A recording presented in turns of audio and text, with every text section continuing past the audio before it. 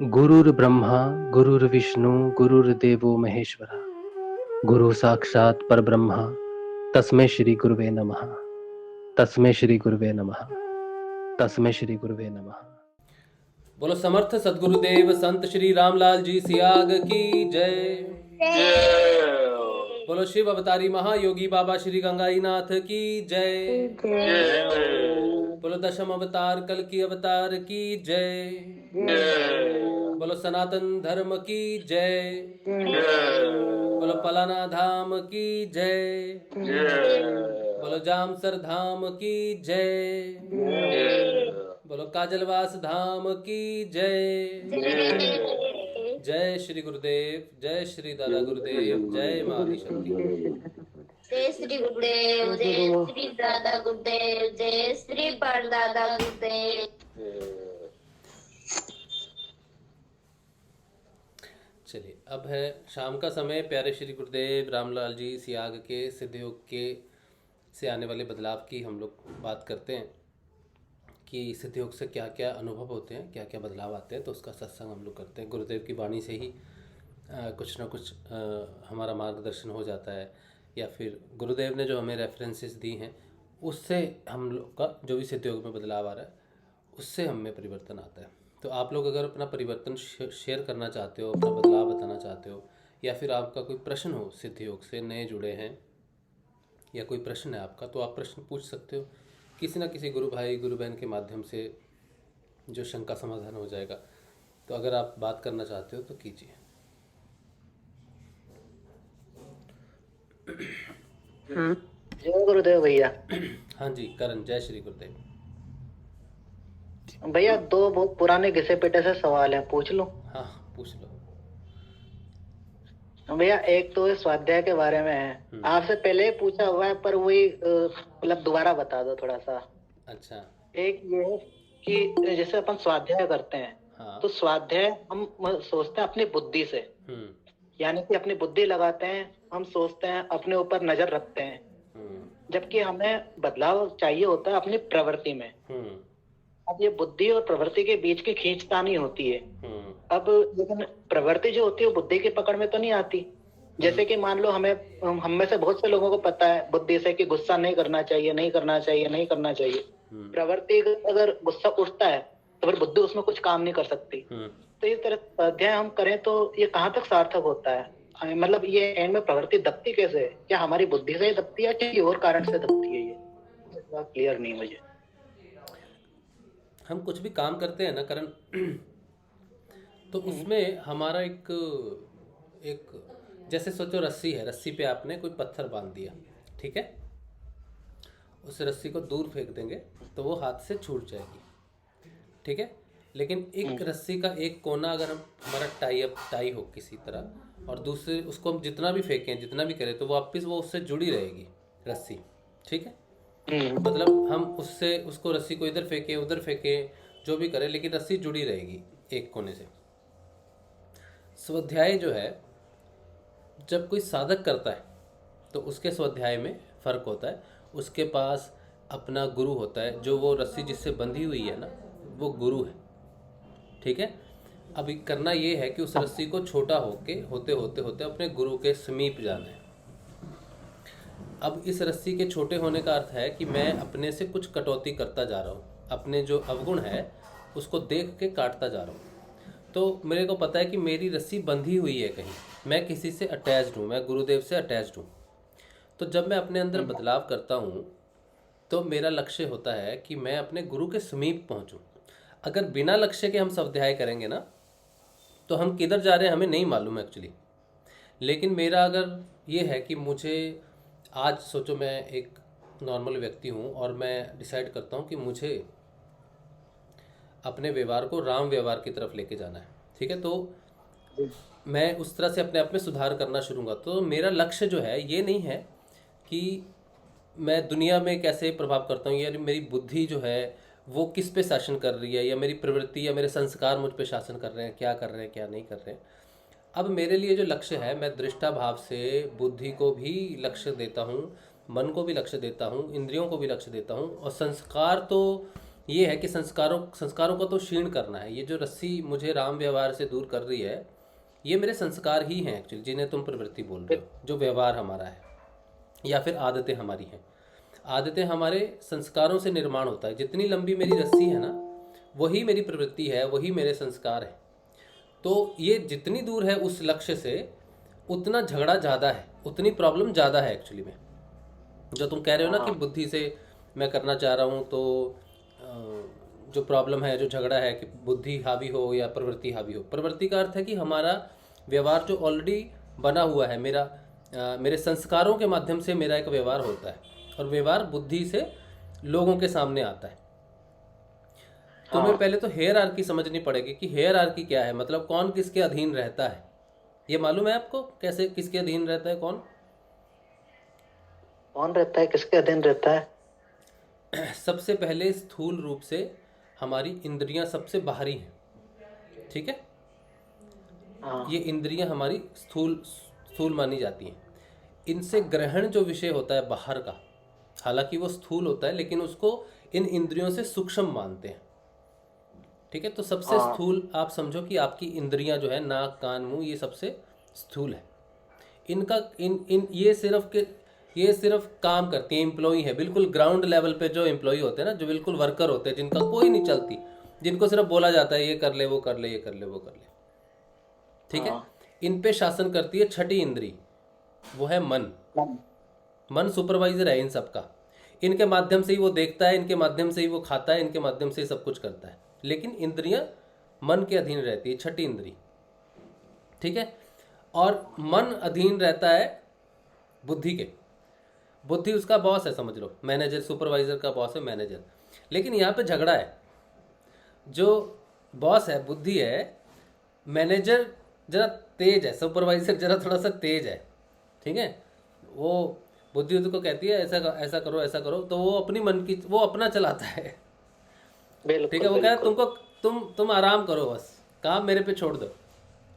तो जब वो बॉस जो है ना बुद्धि, वो जो ढीला हो जाता है ना, चल ठीक है करता रहने तो, काम हो रहा है, हो तो रहा है ना, काम होने तो, जो हो रहा है चल रहा है ना सब कुछ।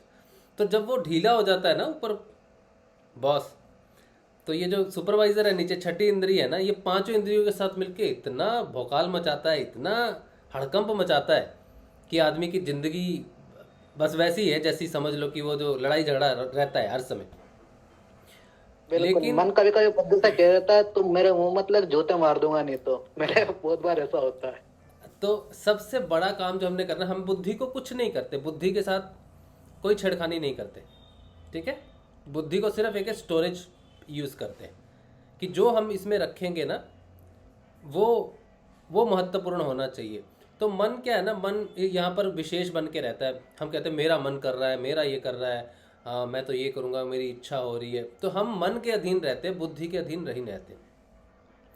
अब हमें क्या करना होता है, अगर हम अपनी अधीनता मन के खिलाफ रखनी है, मन से छुड़ानी है अपनी अधीनता, मन छोड़ेगा नहीं। मन को वैसे ही रख के हम बुद्धि का प्रयोग नहीं कर सकते। जब तक मन जीवित है ना, समझ लो, जब तक मन है तब तक आप बुद्धि के बल पे नहीं जा सकते, बुद्धि को बल नहीं मिल सकता।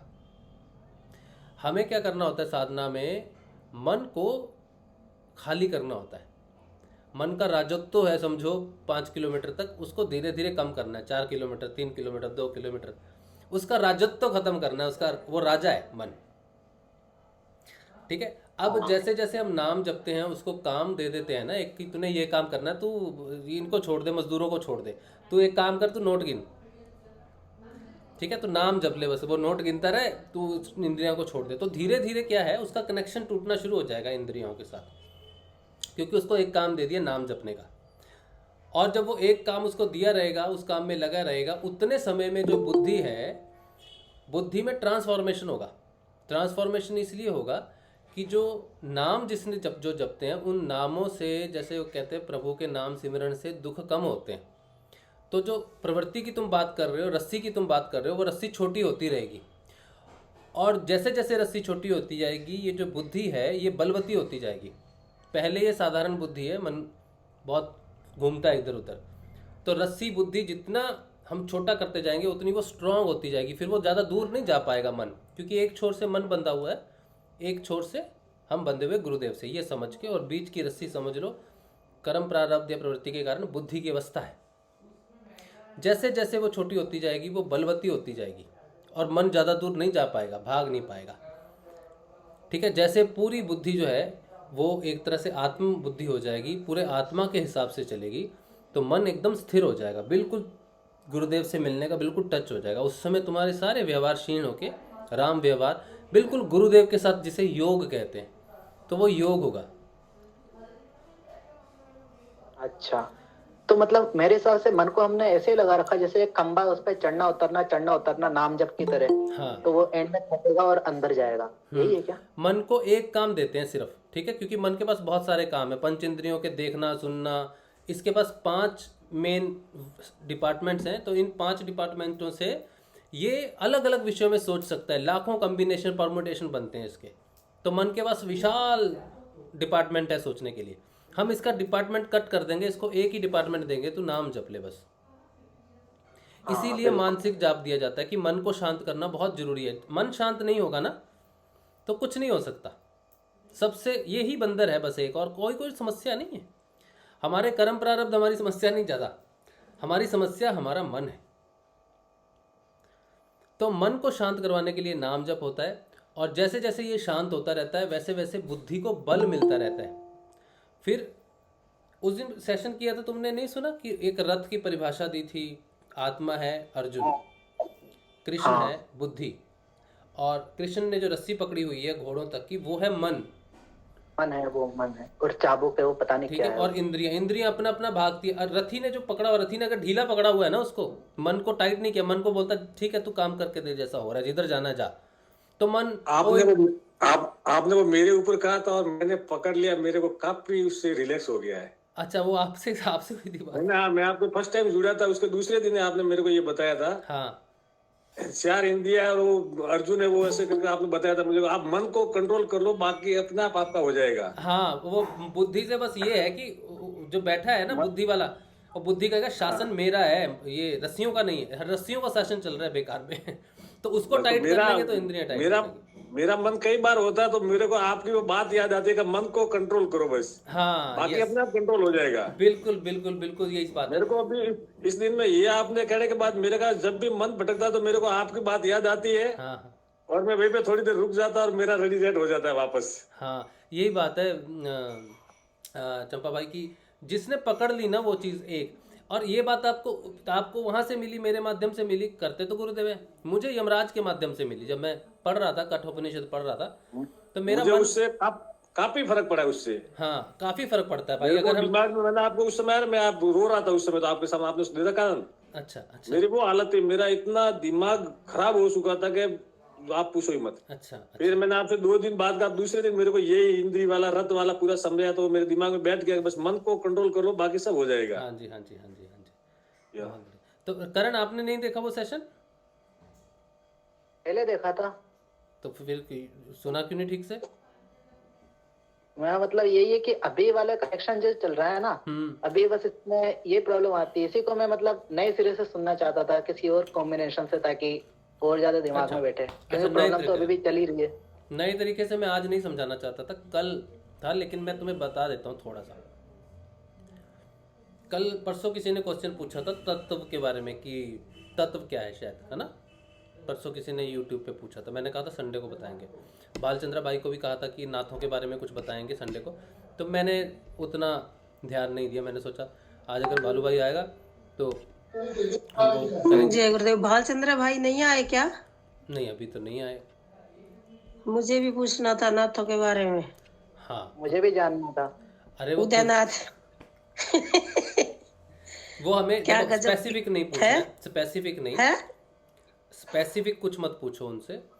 उनके पास अच्छा। एक लिपि है, एक नाथों की एक पूरी गाय कुछ है, मतलब काफी कुछ है, वो लंबा सा कुछ लिपियों में बंद है, जैसे सूत्र होते हैं ना, वैसे सूत्र है। उनसे कुछ स्पेसिफिक आएंगे तो मैंने उनको स्पेसिफिक मत पूछो, बीच से मत पूछो, वो सूत्र से शुरू करेंगे। वो आपको अपनी कहानी उसमें या अपना प्रश्न का जवाब उसमें मिल जाएगा नाथों के बारे में। और वो बहुत ही एक तरह से तत्वज्ञानी है, एक तरह का वो। हाँ। ठीक है, तो वो जब बताएंगे ना तो उनको 5-5 सूत्र करके आने दो।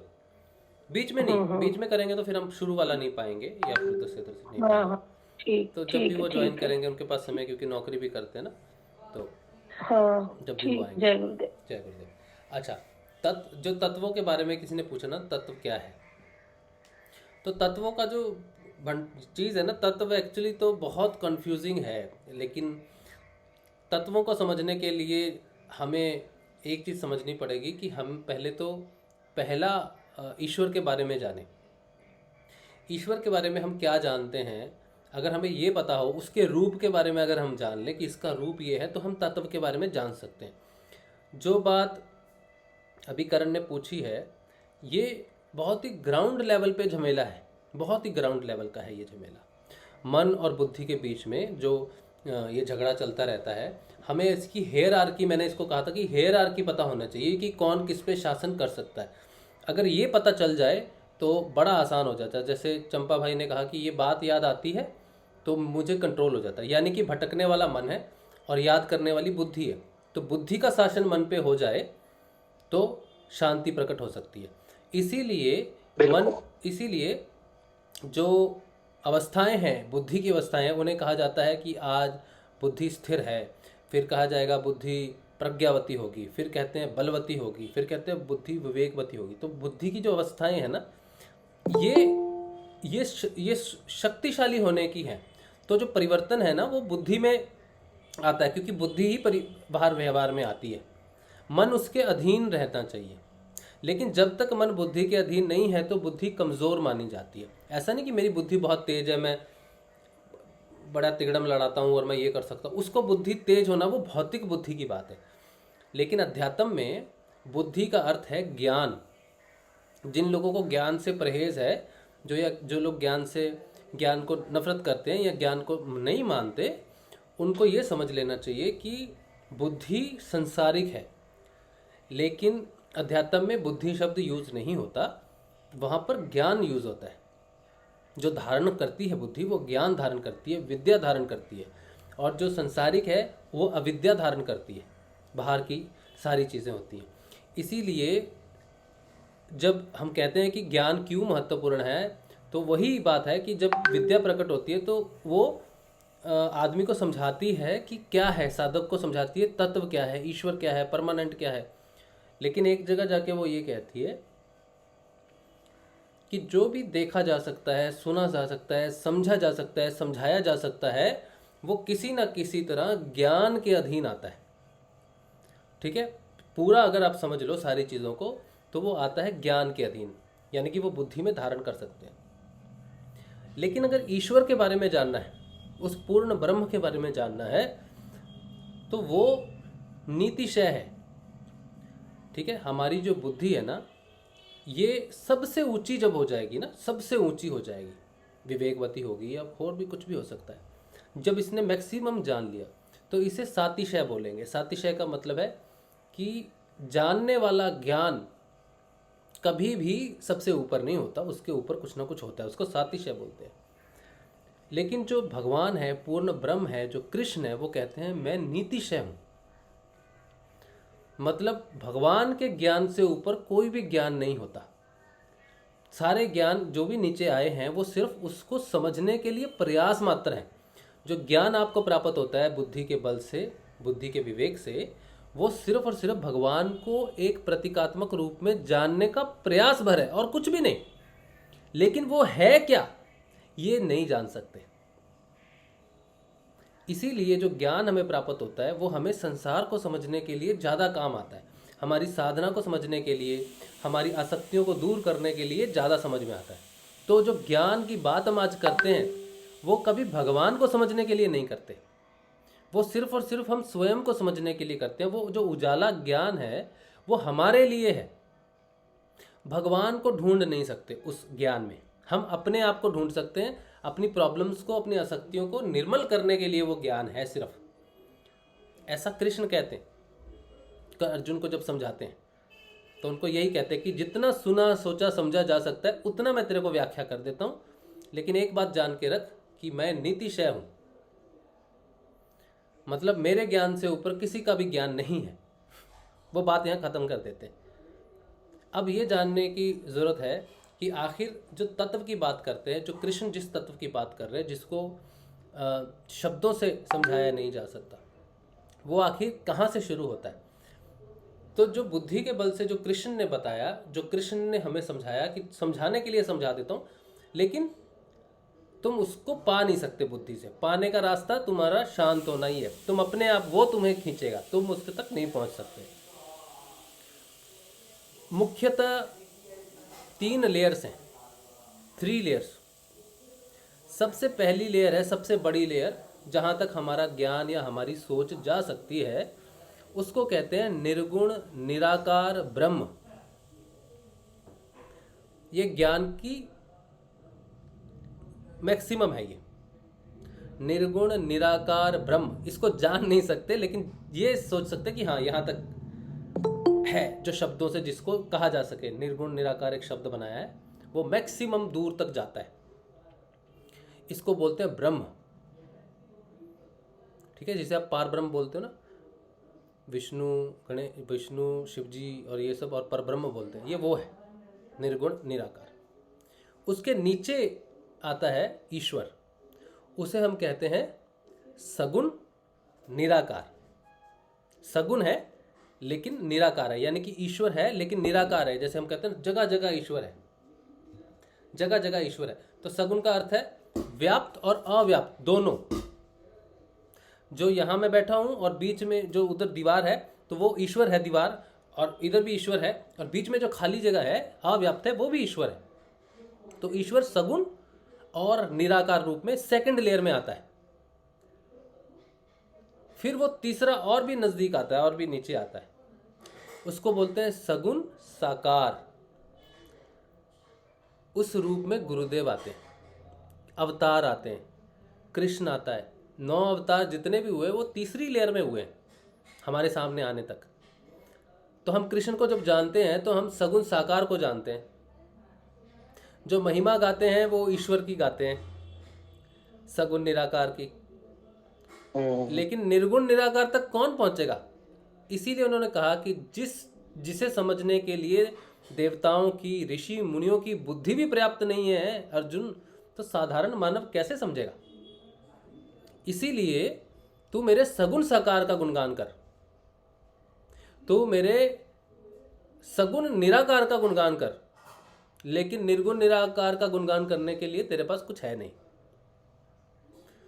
फिर वो कहते हैं कि गुरु ही है जिसको ध्यान करने से तुम निर्गुण निराकार में, ब्रह्म में विलीन हो सकते हो, लास्ट लेयर में जा सकते हो, वो गुरु है। इसीलिए मैंने जब तुमसे कहा कि जो एक रस्सी तुम्हारे हाथ में है मन की, उसको छोटा करते करते हमें कहीं नहीं जाना, हमें अपने गुरु तक जाना है बस। क्योंकि गुरुदेव की वाणी में कहा है कि गुरु उस निर्गुण निराकार का सगुण साकार रूप होता है। यानी कि गुरु उस सबसे ब्रह्म जिसे हम जानते हैं निर्गुण निराकार के रूप में, उसका साकार रूप सगुण साकार गुरु होता है। तो हमें ईश्वर को ध्यान की जरूरत नहीं है, जो कि सेकंड लेयर है। सगुण निराकार को ध्यान की जरूरत नहीं है। हम अपने गुरु को ध्याएंगे तो गुरु में, गुरु स्वयं जो उसका शरीर है वो सगुण साकार है, और गुरु ही सगुण निराकार के रूप में, और गुरु ही निर्गुण निराकार के रूप में। कैसे? गुरुदेव को 2 सिद्धियां हुई। पहली गायत्री सिद्धि 1969 में, निराकार, निर्गुण निराकार। और फिर कृष्ण की सिद्धि हुई सगुण साकार की 84 में। तो सगुण साकार 3rd लेयर है, कृष्ण की 3rd लेयर है वो, लेकिन निर्गुण निराकार सबसे ऊपर की लाइन है। तो गुरुदेव ने कहा मुझे आकाश तत्व की, यानी कि सबसे ऊपर जो है वो निर्गुण निराकार है, उसको आप समझ लो कि आकाश तत्व के रूप में कह लो, या जैसे भी मानना है, इसमें बुद्धि चलाने वाली बात है। और सबसे नीचे सगुण साकार की सिद्धि हुई। इसीलिए मेरा शरीर डिवाइन शरीर है। इसीलिए गुरु से बढ़कर कुछ भी नहीं है। निर्गुण निराकार ब्रह्म अगर कहीं तक भी जाता है जिसे हम नहीं जान सकते, जिसके हम गुणगान नहीं कर सकते, जिस तक हम पहुंच नहीं सकते, तो वो कहते हैं नहीं जरूरत, तुम गुरु तक पहुंच जाओ। तुम अगर गुरु तक पहुंच जाओगे ना, तो भगवान को जानने वाला, नहीं जानने वाला, जो भी है, मनुष्य से ऊपर, अति नीतिश है, जो भी है, वो गुरु तुमको लेके जा सकता है, उसके बिना पार नहीं पड़ने वाली। उसके बिना तुम ईश्वर के गुणगान करो, वहीं लेयर्स में टपकते रहोगे। लेकिन तुम्हें अगर पूर्ण प्राप्ति की ज़रूरत है, पूर्ण ब्रह्म को पाने की ज़रूरत है, तो जो मैं रूप लेके आता हूँ नीचे सगुण साकार के रूप में, उस तत्व को सिर्फ गुरु धारण कर सकता है। लेकिन वो सगुण साकार रूप में आके मेरे निर्गुण निराकार को धारण करता है। वही निर्गुण निराकार ही है जो उसे गुरु बनाता है सगुण साकार रूप धारण करने के बाद में। तो जो गुरु से जुड़ता है वो शरीर से नहीं जुड़ता, वो निर्गुण निराकार गुरु तत्व से जुड़ता है। इसीलिए गुरु तत्व की महानता है। सबसे ऊंचा कोई तत्व है तो वो गुरु तत्व है। वही गुरु तत्व है जो आपके अंदर के तत्व को इनिशिएट करता है या फिर उज्ज्वलित करता है, जिसे बोलते हैं दिए से दिया जलना। सब कुछ उस पूर्ण निर्गुण निराकार ब्रह्म से उत्पन्न हुआ है। इसलिए जो मेन ज्योति है वो उसके पास है, लाइटर उसके पास है, दिया सलाई उसके पास है, सब कुछ उसके पास है। वही कहीं भी जाके अपनी चीज को इनलाइट कर सकता है, गुरु के रूप में आता है और गुरु के माध्यम से अपना ही प्रकाश इनलाइट करता है शिष्यों के अंदर में। देवताओं को भी अगर आना है अगर देवताओं की एक रेंज है ना, पूर्ण नहीं है वो लोग, तो वो सोचेंगे कि भगवान हमको लाइट कर दो, हमको लाइट दे दो, तो बोलेंगे नहीं बेटा, मैं अगर लाइट दूंगा तो मैं सिर्फ इस लेयर पे ही दूंगा। अगर मैंने तुम्हें लाइट देनी शुरू कर दी ना, तो लोग क्या करेंगे, लोग पहले देवता बनने की कोशिश करेंगे, एक सीढ़ी ऊपर चढ़ते हैं, फिर यहां से यहां चलेंगे। नहीं, मुझ तक पहुंचने का कोई माध्यम नहीं, देवता भी नहीं, मुझ तक मैं ही पहुंचा सकता हूं और मैं सिर्फ गुरु रूप में आऊंगा। सिर्फ गुरु ही मुझ तक पहुंचा सकता है। कोई देवी देवता अगर पहुंचाता भी है तो गुरु तक पहुंचाएगा, डायरेक्ट उस तक नहीं पहुंचाएगा। तो कहते हैं अगर तुमने मुझ तक पहुंचना है तो तुम्हें भी गुरु धारण करना पड़ेगा और तुम्हें मनुष्य जीवन लेना पड़ेगा। इसीलिए कहा जाता है कि दुर्लभ मनुष्य जीवन के लिए देवता भी तरसते हैं, क्योंकि वो पूर्ण ब्रह्म को नहीं टच कर सकते अपने देवता स्टेटस होने के बाद भी। इसीलिए जब संजीवनी मंत्र आया था तब पार्वती माँ आई, गणेश जी आए इंसान के रूप में, और उन्होंने उसको जप के पूर्ण ब्रह्म की प्राप्ति की, जो अमरता है। असली अमरता वही है। तो सबसे ऊंचा तत्व कोई है तो हम देखने में हमें लगता है कि निर्गुण निराकार का तत्व सबसे ऊपर है, दूसरा तत्व ईश्वर का है जो सगुण निराकार का है, तीसरा तत्व जो है वो ये। लेकिन निर्गुण निराकार का तत्व सबसे ऊपर होते हुए भी सबसे ऊंचा तत्व गुरु का है, गुरु तत्व। इसीलिए गुरु महानता के जो गुणगान है ना, वो कभी खत्म नहीं हो सकते, क्योंकि उसके गुणगान करने में आपको सबके गुणगान करने पड़ेंगे। निर्गुण निराकार ब्रह्म का भी अगर गुणगान करते हो ना, तो भी गुरु का ही गुणगान है। वो साक्षात वो पर ब्रह्म, वो निर्गुण निराकार साक्षात वो पूरी सृष्टि का रचयिता चलाइता, काल का महाकाल, समय से परे, जिसका ज्ञान नीति से है, जो सारे अवतारों का मालिक है, कारण है, वो गुरु है। जिसे सच्चे गुरु की प्राप्ति हो जाए वो मनुष्य धन्य है, वो मनुष्य धन्य है, ऐसा देवता कहते हैं। लेकिन देवता भी पहचान ही नहीं पाते। इसीलिए अगर तत्व को जानना है तो गुरु तत्व को जानना सबसे ज़्यादा महत्वपूर्ण है। उसके बाद बहुत सारे तत्व हैं, 3 तत्व हैं, उसके बाद फिर 3 तत्व हैं। उन 3 तत्वों का नाम है सत्य, चित्त, आनंद। ये 3 तत्व हैं। ये तीनों भगवान के स्वरूप हैं, सत्य भी, चित्त भी और आनंद भी। क्योंकि सत्य सब जगह है। तुम्हें जो दिखता है वो सत्य है, जो नहीं दिखता वो भी सत्य है। तो सत्य की प्रेजेंस हमेशा हर जगह रहती है। सत्य कभी भी ख़त्म नहीं होता, हमेशा रहता है, परमानेंट है, जैसा है वैसा रहता है। इसीलिए वो परब्रह्म ईश्वर का हिस्सा माना जाता है, चेतना का हिस्सा माना जाता है। इसलिए सत्य एक ऐसा तत्व है जिसके अंदर सत्य की धारणा हो जाए, जो आपके अंदर होती है। गुरु त्याग सिद्धि योग से कहते हैं ना, सत्य की धारणा होगी, तो आपके अंदर एक तत्व की धारणा हो गई, सत्य जिसे कहते हैं। वो अपने सारे भेद खोलेगा। क्योंकि तत्व का अर्थ है, जैसे ये शरीर आप देख रहे हो, इसके अंदर एक तत्व है, आत्म तत्व। सब कुछ खत्म हो जाएगा, मन खत्म हो जाएगा, शरीर, इंद्रियाएं, ये वो संस्कार, सब कुछ क्षीण हो जाएगा, चित्त भी क्षीण हो जाएगा, लेकिन रह जाएगी आत्मा। जो कभी क्षीण नहीं होता, जो कभी खत्म नहीं होता, उसे तत्व कहते हैं। ठीक है, तो सत्य तत्व है, ईश्वरीय तत्व है। उसको निर्गुण निराकार मान लो, सगुण साकार मान लो, जो भी मान लो, रित सत्य मान लो, बस वो है, हमेशा से था, उसे सत्य कहते हैं। यही सत्य की परिभाषा है। फिर आता है चित्त। चित्त का अर्थ है चेतन। चेतन का अर्थ है सत्य। यानी कि यह दो तत्व होते हैं, चित्त, एक चेतन होता है, एक जड़ होता है। जड़ जो है वो खत्म, वो आप उसकी वैल्यू नहीं है जड़ की। जड़ की वैल्यू है, लेकिन जब वो चेतन हो जाता है तभी उसमें बदलाव, मतलब जब तक वो जड़ है तब तक तो जैसे शरीर जड़ है तो वो अपना रूपांतरित करता रहेगा, रूपांतरण, जड़ में रूपांतरण होता रहेगा, होता चेतन की वजह से ही है। लेकिन कोई अगर पूर्ण चेतन हो जाए तो फिर उसमें कोई रूपांतरण नहीं,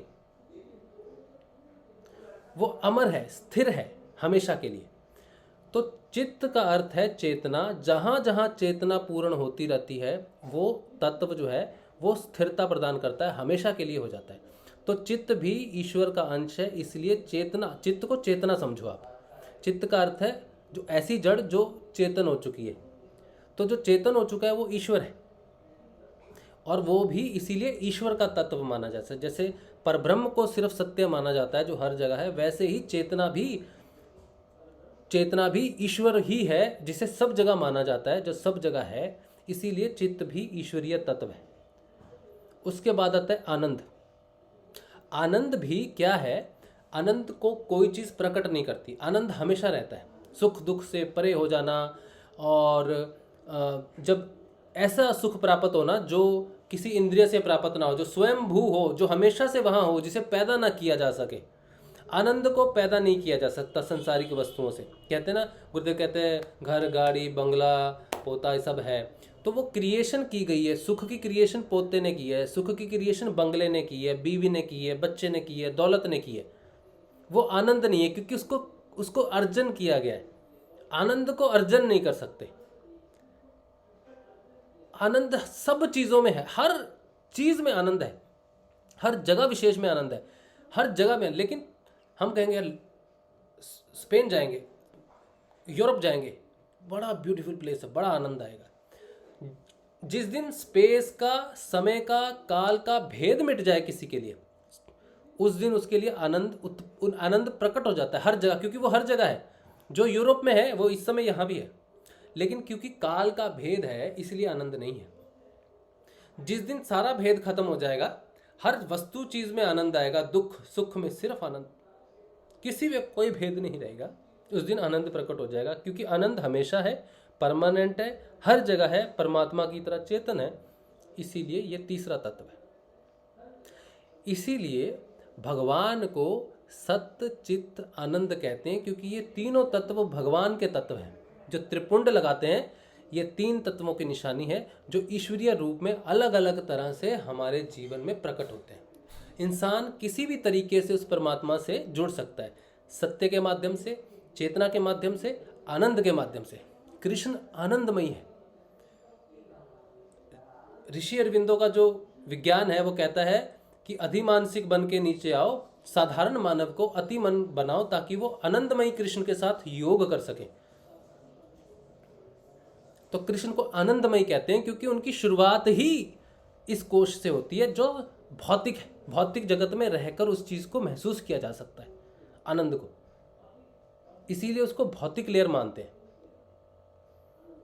फिर उसके बाद सूक्ष्म चित्त, फिर उससे भी सूक्ष्म सत्य जो वो स्वयं है। इसीलिए ये तीन कोश मानव में चेतन नहीं होते, क्योंकि ये ईश्वरीय तत्व है। बाकी नीचे की जो लेयर है वो हठ योग से, किसी चीज से पहुंचा जा सकता है, लेकिन सत्य चित्त आनंद अनटच्ड है, क्योंकि वो ईश्वरीय तत्व है। और उनको टच करना है तो पहले गुरुदेव को टच करना पड़ेगा, क्योंकि गुरु यहाँ पर निवास करता है और त्रिपुंड यहीं पर लगाते हैं। तो जो गुरु को होगा, और माया यहीं तक ही है, यही मेन है त्रिवेणी, जिसे हम आज्ञा चक्र का नाम देते हैं। इससे नीचे मन का राज्य है। मन, इसको यहाँ तक पहुँचना है तो बुद्धि से पहुँच सकते हैं, मन से नहीं। मन को विजय करना है, जो यहाँ पहुँच जाएगा वो विजयी कहलाएगा, विजेता कहलाएगा, जिसको गुरु नानक देव जी ने कहा है मन जीती तो जग जीती। तो जिसने मन को जीत लिया, उसने जगत को जीत लिया, उसकी स्थिति यहाँ पर है, जगत को जीत के आ गया। अब ईश्वर के योग करने का समय है। तो गुरु कहते हैं यहाँ पर देखो मुझे, यहाँ पर देखो। वो कहते हैं देखने का अर्थ है उस दृष्टा भाव को कह रहे हैं, आपको नहीं कह रहे, आपकी आंखों को, शरीर को नहीं कह रहे। लोग कहते हैं मेरा ध्यान नहीं लगता, यहाँ पर ध्यान चला जाता है, वो उसको नहीं कह रहे आप। गुरुदेव उस वाले को यहाँ नहीं कह रहे। गुरुदेव आपसे, आपके कानों से बात नहीं कर रहे। गुरुदेव आपके अंदर जो चेतना है, जो आत्मा है, उसको, उससे बात कर रहे हैं। आपको लग रहा है आपसे बात कर रहे हैं। आप, गुरुदेव ने कहा ये तो हो नहीं रहा, वो तो हो नहीं रहा, तो आपको लगता है कि वो एक पारस्परिक मनुष्य की तरह संपर्क कर रहे हैं आपसे, लेकिन वो एक मनुष्य से नहीं बात करते। गुरुदेव ने किसी भी मनुष्य से बात नहीं की। उन्होंने कहा तुम शरीर नहीं हो, आत्मा हो, आत्मा। तो फिर वो जब बात करते हैं तो वो हमारी आत्मा से बात करते हैं, क्योंकि हम में आत्म तत्व स्थापित नहीं है, हम आत्म रूप से जागृत नहीं है, इसलिए हमें ये लगता है कि ये मनुष्य हम मनुष्यों से बात कर रहा है। तो उसकी जितनी भी बातें होती हैं उसे भौतिक बुद्धि से समझने के प्रयास में डूब जाते हैं, नफरत में फंस जाते हैं, द्वेष में फंस जाते हैं, राग में, ये सब आ जाता है। लेकिन जिस दिन ये पता चलेगा कि गुरु शरीर नहीं है बल्कि गुरु आत्म तत्व है, और वो मेरे आत्म तत्व से बात कर रहा है हर समय, उसने जितना भी ज्ञान दिया है मेरे को शरीर रूप में नहीं दिया, मेरी पंच इंद्रियों के रूप में नहीं दिया, बल्कि मुझे तत्व के रूप में दिया। तो वो कहते हैं कि मुझे यहाँ देख, मैं एक पूर्ण तत्व से हूँ और तेरे अंदर भी वो है, तो मुझे यहाँ कनेक्ट कर, तू इन इंद्रियों से ऊपर उठ। तो जब वो तू कह के बात करते हैं तो वो अपने अंश की बात करते हैं, अपने अधिकार की, अपने पुत्र की बात करते हैं, अपने पुत्र से बात करते हैं, आत्मा से, जो उनका अंश है। तू इधर आ मेरे पास, तू मेरा अंश है, तू इन भोग विलासों में, मन में और इस इंद्रियों में मत फंस, मैं तेरे लिए यहाँ तक आया हूँ, तू मत भटक, तू मेरा ध्यान कर यहाँ पर, और जो मैं नाम जप रहा हूँ उसको जप, वो तेरे को पुश करेगा। और तू देख मेरी तरफ, तू मेरी तरफ आ रहा है, ये सोच, हमेशा मेरा ध्यान कर। जब कोई कर्म करता है तो मुझे देखता हुआ कर, जब कोई बात करता है तो मुझे साक्षी मान के कर। जिस दिन आपके रूप में गुरुदेव का साक्षी भाव प्रस्तुत हो जाएगा, उस दिन उनकी ये बात सत्य हो जाएगी कि मेरा यहाँ ध्यान करो। तो 24 घंटे में जितने भी कार्य हो रहे हैं, अपने अंदर अदृश्य रूप से जिससे बात कर रहे हो उसके अंदर गुरु की धारणा होगी, तब सब समय आपकी दृष्टि यहाँ पर हो जाएगी, तब आपका व्यवहार बदलना शुरू हो जाएगा। और जिस दिन यहाँ पर पहुँच जाओगे उस दिन कह देना मेरा आज्ञा चक्र खुल गया। उससे पहले नहीं कहना। जो कहते हैं ना मेरा आज्ञा चक्र खुल जाए, थर्ड आई एक्टिवेट हो जाए, अगर थर्ड आई संसार में एक्टिवेट हो गई, संसार के सारे गुण रहते हुए एक्टिवेट हो गई, तो मुश्किल हो जाएगी बहुत ज़्यादा, क्योंकि वो इतनी शक्तिशाली है, उसमें इतने गुण हैं कि वो आपको इतने भोग विलास, क्योंकि पहले ही फंसे हुए हैं, और फिर उनकी प्राप्ति होनी शुरू हो जाएगी और फिर आप कभी भी नहीं उठ पाओगे ऊपर। इसीलिए थर्ड आई के कभी लालच नहीं करना चाहिए। थर्ड आई उस समय खुलनी चाहिए जब प्राप्ति के लिए कुछ भी शेष ना रहे, जब कोई इच्छा शेष ना रहे किसी भी प्रकार की, ना जीवन की, ना लंबे जीवन की, ना अमरता की, किसी की बात की इच्छा ना रहे। अगर लंबे जीवन की इच्छा रही तो भटकते रहोगे, अगर अमरता की इच्छा हो गई तो अमर होके इस दुनिया में अगर रहते रहे तब भी शरीर फंस जाएगा। ना तो सदैव अमर होने की इच्छा, ना लंबे जीवन की इच्छा, सब इच्छाएं समाप्त होने के बाद अगर थर्ड आई खुलेगी तो ही मुक्ति संभव है। इसलिए जब तक संसार में है, जब तक सब कर्म करार चल रहे हैं, फाइट चल रही है, सब कुछ चल रही है, तब तक थर्ड आई एक्टिवेट ना हो, ऐसी गुरुदेव से प्रार्थना करनी। मुझे फ्यूचर पास्ट ना दिखे जब तक मैं मुक्त नहीं होता, क्योंकि फ्यूचर में इतना कुछ है देखने के लिए कि आज देख लिया तो फिर आज मेरा पूरा बर्बाद हो जाएगा, मेरा जीवन बर्बाद हो सकता है। जब तक मैं अपने सुख दुखों से, इन सब से ऊपर नहीं उठता, तब तक मैं नहीं देख सकता। जो चीज़ ईश्वर ने अपने अधीन रखी है वो मानवता की भलाई के लिए रखी है। तो जब तक हम उसके तत्व तक नहीं पहुंचते, उसके जैसी धारणा नहीं रखते, सत्य की धारणा नहीं रखते, शुद्ध चित्त नहीं होता और आनंद की स्थिति में नहीं होते, क्योंकि अगर देख लिया और आगे होने वाली घटना दुखपूर्ण है तो आपका जीवन दुख से भर जाएगा, जिसे द्वेष कहते हैं। द्वेष का अर्थ है दुखी हो जाना, बार बार दुखी होना, द्वेष। तो तत्व जानना है सबसे, और भी तत्व है अगर आप कहो तो, और भी तत्व हैं आगे। फिर भक्ति एक तत्व है, ज्ञान एक तत्व है, ठीक है। तो ये सारे तत्व हैं, लेकिन सर्वश्रेष्ठ तत्व है जिस तत्वों से सारे तत्वों को पाया जा सकता है। सारे तत्व समझने का कोई फायदा भी नहीं है, भगवत तत्व बोलते हैं। संपूर्ण तत्व को एक तत्व में जानना हो तो भगवत तत्व, उससे भी साधारण में समझना है तो गुरु तत्व, उससे भी साधारण समझना है तो सत्य चित्त आनंद तत्व। यहाँ तक आप जान लो, उसके नीचे फिर जो तत्व आते हैं वो अलग है, वो जानने का अभी समय नहीं है, मैं भी कुछ समय बाद जानेंगे उसको। इसीलिए जिस युद्ध में आप हो उस युद्ध से विजय बनाने के लिए आपको साक्षात्कार, स्वाध्याय जिसे कहा है करण ने कि स्वाध्याय कैसे करें।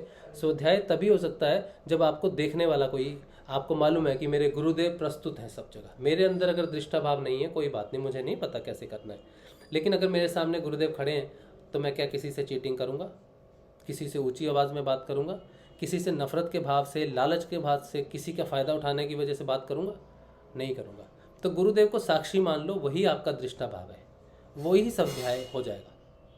अंदर में कैसे दृष्टा भाव जागृत होता है, कैसे स्वाध्याय होता है, इसको जानना नहीं पड़ेगा, छोड़ दो, नहीं समझ में आ रहा तो हटा दो। बस समझो मेरे अंग संग सदैव गुरुदेव हैं और वैसा व्यवहार करो जैसा उस समय करना चाहिए आपको, ठीक है।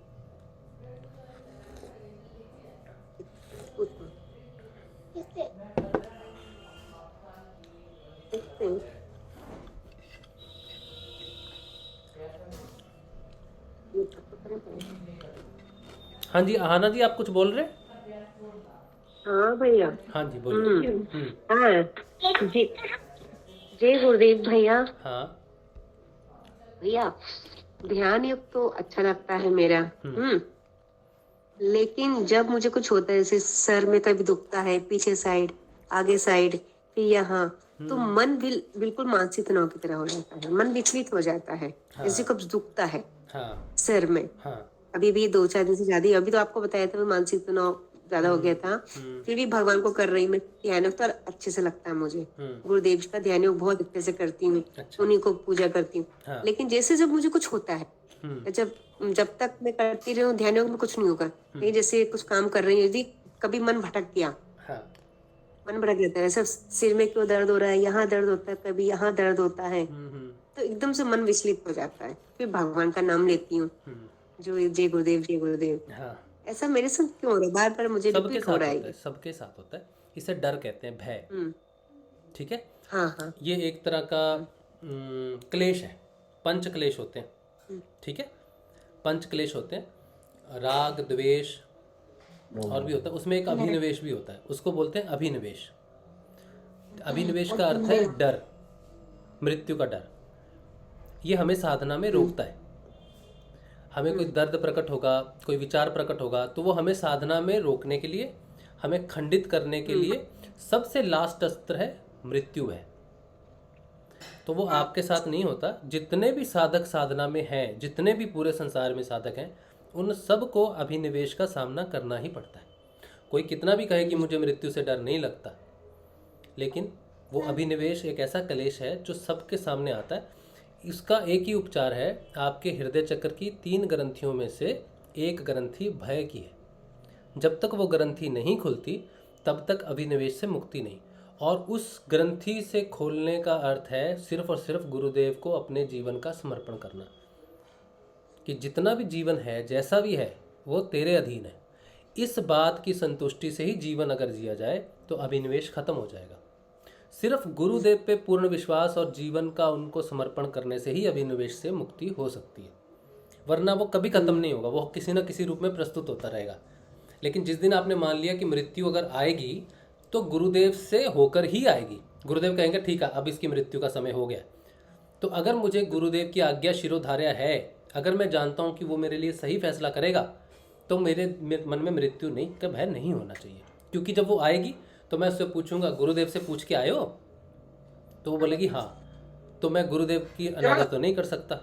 अगर वो कहेगी कि नहीं मैं गुरुदेव से पूछ के नहीं आई, तो मैं कहूँगा मेरे गुरुदेव रामलाल जी सियाग हैं, पहले उनसे पूछ के आओ, क्योंकि मेरा जीवन उनको समर्पित हो चुका है। मैं जो भी कार्य कर रहा हूँ जीवन के अंदर वो उनके लिए कर रहा हूँ, उनका कार्य कर रहा हूँ। मेरी मृत्यु का अर्थ है उनके कार्य में बाधा बनना।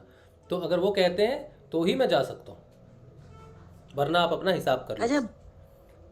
अच्छा जैसे भैया जैसे कभी बीपी हाई होता है अपन योगा कर सकते हैं, अपन जो योगा रहती है बीच में कम अगर करने आपको के लगता लिए? है बिल्कुल कर सकते हैं। अगर आपको लगता है ना कि टेम्परेरी कुछ मैनेज करने के लिए कुछ करना है, ठीक है, वो आप कर सकते हो। अच्छा, और एक और बात, अब किसी ने कहा जैसे अब अपन रात को सो रहे हैं तो एकदम कुछ सो विचार आ जाते हैं, ऐसा क्यों हो रहा है, तो हम एक अपने गुरुदेव जी को लेटर भी लिख सकते हैं। हाँ लिखो, रात को जैसे भी कम्युनिकेशन करना है। कोई पोएम लिखता है, वो लिखते हैं ना कविताएं भजन, ये लिखते हैं ना, तो वो कम्युनिकेशन ही है, वो चिट्ठी ही है एक तरह से गुरुदेव को। सोने के पहले हमने क्या क्या किया गुरुदेव जी, हमने आपका ये किया, जो भी है अपनी दिनचर्या। हाँ बिल्कुल, उससे हो सकता है बहुत अच्छा है, मानसिक तनाव, बहुत अच्छी बात। मतलब जरा सा कुछ सर में कुछ होता है यहाँ दर्द, तो ये अपनी जो ध्यान योग में होता है क्या? बीच में सब बंद हो गया था मेरा। हाँ होता है, ध्यान योग में सर दर्द, बीच में बिल्कुल सब बंद हो गया था मेरा। हाँ 2 महीने, हाँ सितंबर अक्टूबर कुछ नहीं था, कोई सोच विचार नहीं, कुछ नहीं। फिर जैसे पापा जब सॉफ्ट हुए तो हो गया। अच्छा एक मिनट, इसलिए भगत भाई कुछ बोल रहे हैं, भगत भाई आए। जय गुरुदेव, जय गुरुदेव भगत भाई। जय गुरुदेव भगत भाई। मेरा प्रणाम, सबको मेरा जय जय। महाराज कहाँ हो? अब भगवा धारण करके तो हमें भी भूल गए। भगत भाई थे। अरे सर मैं आराधना मेरा आराधना चल रही, मेरी गुरुदेव आराधना करवा रहे थे, बहुत दिन से 72 ईयर चल रही है सर, अपने आप ही। लोग कह रहे भगत भाई, मैंने कहा भगत भाई ने तो अभी रूप बदला हुआ है। मैं तो गुरुदेव का बहुत बड़ा काम चल रहा है सर, गुरुदेव का बहुत बड़ा। आप अपना वीडियो तो ऑन करो, हम तो देखना चाहते हैं आपको। बस आज दिखा दो वीडियो। आज ही मेरा पूरा हुआ है। बहुत गुरुदेव का काम चल रहा था बहुत बड़े स्तर पे, और आज मकर ही पूरी हुई यात्रा। अच्छा, आराधना चल रही थी बहुत भयंकर वाले, ये वाला चार्जिंग वाला ऑटोमेटिक गुरुदेव करवा रहे थे खुद। अच्छा, गुरुदेव खुद करवा रहे थे। पूरी वीडियो दुनिया को, वीडियो ऑन कर दो। ये कल्कि अवतार है, ये अंतिम अवतार है, ये नारायण है, और पूरे ब्रह्मांड में इससे बड़ी दिया उन्होंने। पूरे ब्रह्मांड में राधा और कृष्ण, लक्ष्मी, शिव और शक्ति सब इन्हीं के अधीन में काम कर रहे हैं। पूरे ब्रह्मांड का गुरुदेव ने साफ शब्दों में कहा कि मैं जो चाहूंगा 3 लोक 9 खंड में गुरु से बड़ा न कोई, जो मैं चाहूंगा वही इस धरती पर होगा। बहुत गुरुदेव ने मेरे ऊपर, मैं तो अपने आप को अभी भी उसके योग्य नहीं समझ रहा हूँ। बुद्धि से परे गुरुदेव काम कर रहे हैं, मेरी बुद्धि से भी परे। मैं तो गुरुदेव कर क्या रहे मेरे साथ, कैसे पकड़ लिया मेरे को। भगत सिंह मुंह दिखाओ, मुंह भगत सिंह भाई। तस्वीर से गंगा बोल रहे हैं आप, तस्वीर से गंगा बहना, आप अपना वीडियो ऑन करो। तस्वीर से गुरुदेव का बात करना, आके बैठना, कुंडली शक्ति जागृत करना, पूरे ब्रह्मांड के दर्शन करवाना, सृष्टि की रचना बतानी, गुरु पता नहीं क्या किया। 72 डेज में मेरे गुरुदेव ने क्या किया, पूरी दुनिया को हिलाकर रख देगा आने वाला वक्त। गुरुदेव ने इतनी जनरेट कर दी, और बरसी के दिन, गंगा नदी के बरसी के दिन मेरी तीसरी आंख खोल दी मेरी। अच्छा, इतनी मेरे गुरुदेव की, मैं तो अभी भी उसके बाहर अपने लायक नहीं समझ रहा कि मेरे प्रभु है। मेरा गुरुदेव इतना दयालु है, मेरा गुरुदेव बात ये सब कुछ जानता है, सब सुनता है, सब देख रहा है, सब उसी के अंदर घुसा हुआ है। वो जो भी गुरु काम कर रहा है वो कोई नहीं बोल रहा है इस दुनिया में। गुरुदेव के अलावा कुछ नहीं, परिंदर भी पैर नहीं मार सकता। ऐसी स्थिति कर दी गुरुदेव ने। पूरी पावर, अब पावर को कंट्रोल कर रखा था, अब पूरी पावर को जनरेट कर दी गुरुदेव ने इस धरती। कुछ ही दिनों में पूरी दुनिया में तेल का मच जाएगा, देखते जाओ आप खुली आंखों से ध्यान लगाकर दिखा रहे हैं, सब कुछ दिखा रहे हैं। अब आप लोग बोलिए सर, मेरे आप को कैसे हो? आप अपना चित्र दिखाओ पहले, अपनी तस्वीर तो दिखाओ, कैसे हो? हम तो एक बार वीडियो ऑन कर दो भगत भाई। कैसे हो, कैसे दिखते हो, क्या साधना कर रहे हो? भगत भाई आप चेहरा दिखाओ एक बार। सिर्फ चेहरा गुरुदेव का याद रखो, आवाज गुरुदेव की याद, गुरुदेव के मंत्र ही संजीवनी मंत्र है, सब तालों की चाबी गुरुदेव का। गुरुदेव के चरणों में सूरज है, और गुरुदेव के तो जिसने शीश झुकाया उस ब्रह्मांड में किसी की ताकत नहीं जो उसको कर सकता है, हालात कैसे भी हो, कुछ भी नहीं होगा उसका। ये गुरु, और ये जो अभी आगम लोगों की शक्तियां, ये आदि पर उतरे, ब्रह्मांड की सारी पावर अब धरती पर आ चुकी है, बरसी आ चुकी है। अब गंगाईनाथ जी, गंगाईनाथ आज आप ये गुरु का काम करने के लिए, और ये दुनिया देखती रह जाएगी। गुरुदेव ने कहा है कि पूरी दुनिया तक होना पड़ेगा, पूरी धरती पर अब इस धर्म का विस्तार करूंगा मैं। कोई माई का लाल नहीं जो इस काम को रोक सकता है। पूरी दुनिया को विस्तार करो। मैं कल की अवतार हूँ, मैं 10वें अवतार हूँ, और अंतिम अवतार। जब तक धरती रहेगी, जब तक मेरी तस्वीर से ध्यान लगेगा।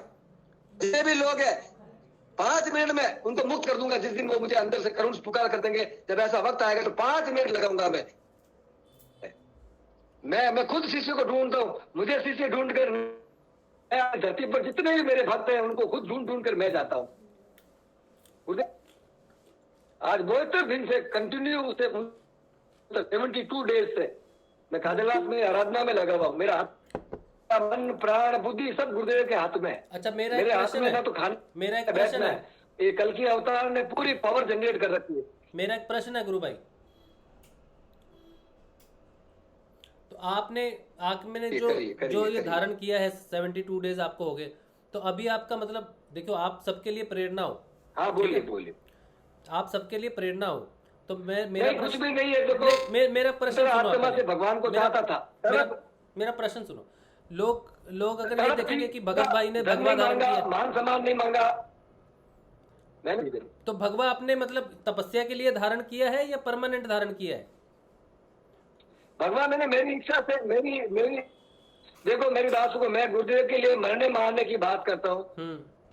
खुद तस्वीर से बोल कर मुझे ये कहे कि भगवा धारण कर, तो क्या मैं उनकी बात को टाल सकता? हाँ, लेकिन हमारे मन में ये है कि सिर्फ तपस्या के लिए है या फिर जीवन भर के लिए? दास बनाएंगे है?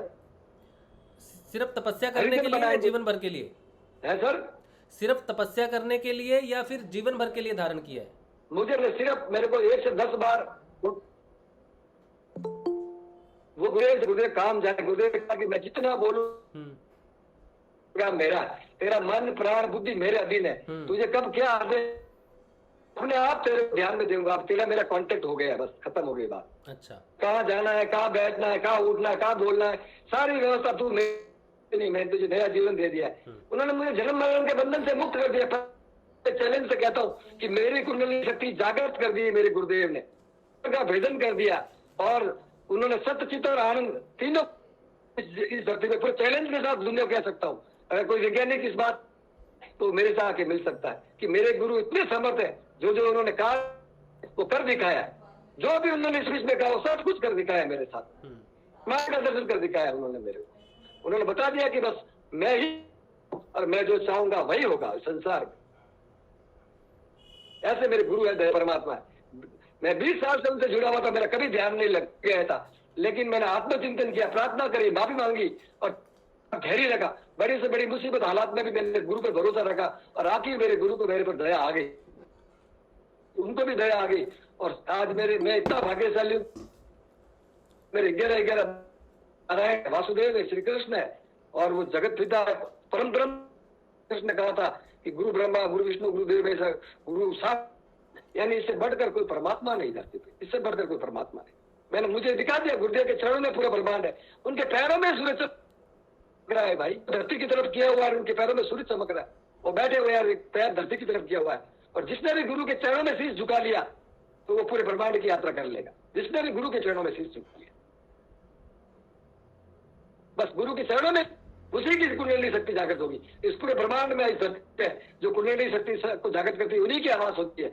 और जिस दिन कुंडली शक्ति जागृत हुई थी, उस दिन स्वयं मां नाची थी, मूलाधार में स्वयं मां नाची। चक्रों का भेदन किया उन्होंने। सर मेरे साथ जो हो रहा है ना सर, ऐसा अद्भुत सर, किसी को बोलूं तो कोई मुझे पागल कहेगा, बोला मेंटल हॉस्पिटल भर्ती करा दो। ऐसा कर रहे हैं, बहुत दिन हो गए सर।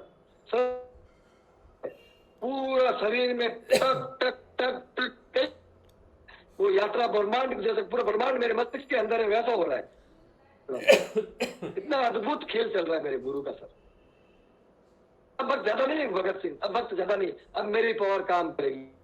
दुनिया जिस धर्म को मैंने इस प्रायद्वीप पे पनपाया, जिसके लिए अब मेरा अंतिम अवतार पूरे विश्वव्यापी बनाऊंगा इस धर्म को, संसार की कोई इस धर्म को मैं सब लोगों को बचाना है, जो मेरे भक्त हैं, जो मेरे दास हैं, जो मेरी सेवा करते हैं, मैं उन लोगों को बचाने के लिए आया हूँ। मैं पालनहार हूँ, नहीं तो विनाश मैंने रोक रखा है। विनाश जिस दिन जब तक मेरे हाथ मेरे जाए तब तक मैंने रोक रखा है विनाश, नहीं तो कब का हो जाता। अब ये प्रचार ये स्तर पर गुरु के कृपा से ही हो रहा है, काजलवास के नाथों की कृपा, पूरे परमात्मा ही अपने नियंत्रण में पूरे संसार में इस कार्य को कर रहे। जो डिसेंट वो सब गुरुदेव करने की ताकत रखते हैं, पूरी ब्रह्मांड की सारी पावर अब गुरुदेव ने अपने खुद के हाथ में ले रखी। और जब गुरुदेव ने मुझे ब्रह्मांड में खुद का अस्तित्व, ब्रह्मांड विराट स्वरूप भी उन्हीं के अंदर ही, गुरुदेव के अंदर ही दिखाई दिया। जो गुरु की झुकाएगा उन्हीं को ही ब्रह्मांड पर राधा और कृष्ण के दर्शन होंगे, उनके दर्शन होंगे। अन्यथा न शिव शक्ति आ सकती है, राधा कृष्ण आ सकते हैं। के चरणों में शीश झुकाया, समर्पण कर दिया, त्याग अपने आप को भी जोड़ दिया, उसी व्यक्ति का कल्याण होगा। बाकी सारे बोले कितने भटक जाओ, कुछ नहीं होने वाला, गुरु बिना पार नहीं पड़ने वाली, ये बता दिया गुरुदेव ने। धरती पर अभी समय पावर गुरुदेव का काम कर रहा है बस, और पूरी गुरुदेव काम में लग रखी है। और गुरुदेव गहरे ध्यान में बैठे हुए चला रहे, पूरे ब्रह्मांड को चला रहे। बस मैं इतना ही बोलूंगा, बाकी आप लोग सब समझदार हैं, मेरे भावों को समझ जाना। चलो बहुत बढ़िया भगत भाई, बहुत अच्छा लगा। बहुत दिन बाद आए, बहुत लोग बोल रहे थे कि भगत भाई से बात करनी है, तो मैंने कहा अभी तो कुछ नहीं किया जा सकता, वो प्राइवेट मोड में है, तो जब भी आएंगे आपके सामने खुद ही आएंगे। तो उम्मीद है कि सब तुम तो मेरे दिल में बसते हो यार।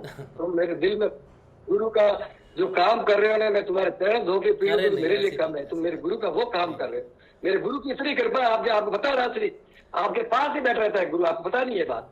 जब आप गुरु के लिए बोलते हो ना, केवल नायक हो रात्रि, वो तुम्हारे पास ही बैठ रहता है, बस तुम्हारे। और मेरे गुरु भाई ने आपके पास में गुरुदेव को बैठे देखा है, जब आप सत्संग चलाते हो। आप अंतर मन से, अंतर आत्मा से गुरु का कार्य करो, और आपका कोई बाल बाका नहीं कर सकता, आपका कोई नहीं रोक कार्य है। ये लो बात करो इनसे। हाँ जी, जय गुरुदेव राशिव। जय गुरुदेव। मैं गजेंद्र सिंह बोल रहा हूँ। हाँ गज भाई, मैं ये कह रहा था आपका राइट हैंड खड़ा करना। राइट हैंड ये है मेरा, हाथ खड़ा करना। कौन सा राइट हैंड? ये राइट हैंड है मेरा। हाँ तो ये राइट हैंड या कोई ऐसी बेंच है या कुछ रखते हो क्या इधर? क्या? हाँ इधर है आपके पास? हाँ स्टूल या बेंच है क्या?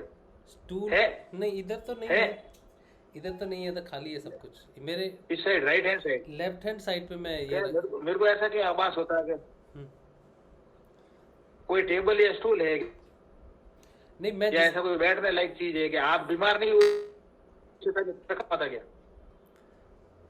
नहीं ऐसा तो इस तरफ तो कुछ नहीं है, ये मेरा। आप बीमार नहीं हुए उससे पहले कुछ रखी हुई थी क्या? उससे पहले हम इधर तो नहीं बैठते थे, उस सेशन उस तरफ बैठते थे ना। मुझे ऐसा कई बार दिखा है कि आप बैठे। अच्छा, गुरुदेव के आशीर्वाद से ही सब काम होता है, ये तो मैं जानता हूँ। तो मैंने गुरुदेव के चरणों की तस्वीर इस साइड में ऐसा मुझे कुछ कैसे भी हालात हो जाए, ये काम नहीं छोड़ना है, ये काम करना। हाँ, इसके बिना तो जीवन अर्थहीन है, इसके बिना तो हम सोच नहीं सकते अपना जीवन। ठीक है, गुरुदेव के कार्य चाहे कितना भी संघर्ष आ जाए, ये जो एक खंडे का पथ है ना, कोई आसान काम नहीं है। हाँ जी, लेकिन कृपा होती है ना भाई। हाँ जी, इस ब्रह्मांड में कोई चाहकर भी कुछ नहीं कर सकता, चाहकर भी कुछ नहीं बिगाड़ सकता। हाँ जी, तो तय हो गया इस दुनिया में कि ये कल क्या अवतार है। अब इसका खेल शुरू हो गया भाई। अब देखो, थोड़े दिन में देखो क्या होता है, देखते जाओ। अभी मेरी आराधना पूरी नहीं हुई है। अच्छा। अभी तक गुरुदेव का काम चल रहा है। अच्छा, यहाँ आगे तक से कृष्णा से आगे तक पता, जैसे 3 मंत्र जब करता हूँ उसके बाद शुरू हो जाता है। 12-12 घंटे 24 कुछ न कुछ गुरुदेव का काम होता रहता है। अच्छा, कभी गुरुदेव कभी सैटेलाइट फिट करते हैं, कभी पता नहीं क्या करते हैं, लीवर का ऑपरेशन करते हैं, कभी मेरा हार्ट खराब हो गया तो उसका ऑपरेशन करते, पैर थोड़ा खराब हो गया, पैर नया डाल दिया, आंखें नई डाल दी। गुरुदेव पता नहीं कुछ न बड़ी बड़ी आत्माएं आती है, बड़ी बड़ी आत्मा आती है खुली आंखों के सामने, तीसरी आंख खुलती है और देख कर भागती है। मतलब पता नहीं क्या क्या कर रहे हैं सर, पागल हो गया सर। मेरे प्रभु का आनंद, एक लीला देख देख कर मैं पागल हो गया। प्रभु कितना, विज्ञान तो कुछ भी नहीं है उसके सामने, विज्ञान कुछ भी नहीं है सर। विज्ञान, गुरुदेव ने कहा कि मेरी विज्ञान अद्भुत है, देख मेरी विज्ञान देख तू। अब पूरा ब्रह्मांड की संरचना कैसे हुई, कैसे ब्रह्मांड चल रहा है, गुरुदेव ध्यान की अवस्था में बस बहुत से। और बरसी के दिन तो साक्षात भगवान ने मेरी तीसरी आंख खोल दी सर, लेकिन धन्य हो गया, मेरी आंख अंदर खुली और मुझे दिख रहा है बाहर पूरा ब्रह्मांड दिख रहा है। अच्छा। सब कुछ दिख रहा है मुझे। अच्छा, क्या बात। और कितनी नेगेटिव फोर्सेज ने हमला किया, लेकिन गुरुदेव मुझे देने 3 दिन तक तस्वीर से बाहर दादा गुरुदेव मेरे पास ही बैठ रहे तीसरी आंखों पे। मैं डर गया, फिर मैंने बोला मेरे को नुकसान तो नहीं कर रहे, बैठे रहने दो। मेरे हर पल मेरे साथ रहे 3 दिन तक, तो ऐसी कृपा हुई सर। पता नहीं आगे क्या होगा, गुरुदेव जाने, गुरुदेव कहा जाने। बाकी मुझे सब कुछ साफ साफ बता दिया है कि अब मैं जो सब मैं चाहूंगा वही इस धरती पर होगा। करता करे न करी सके, गुरु करी सो होई। इसलिए पूरी दुनिया वालों को बोलो कि अब अंधकार में न रहो, ये गुरु कल के अवतार है, ये 10वां अवतार है, ये अंतिम अवतार है, यही नारायण है, यही विराट है और यही सब कुछ है, और ये गुरु माता ही राधा है। इस पूरी दुनिया को बोलो पागलों की तरह मत भटको, और भयंकर खराब है। ईश्वर की शरण जाने वाला व्यक्ति ही बचेगा। अब ईश्वर का खेल शुरू हो चुका है, शुरू हो चुका है। पूरी दुनिया को चैलेंज के साथ कहो कि हाँ, गुरु रामलाल इस्याक के मंत्र से कुंडली शक्ति जागृत होती है, यही मंत्र सब।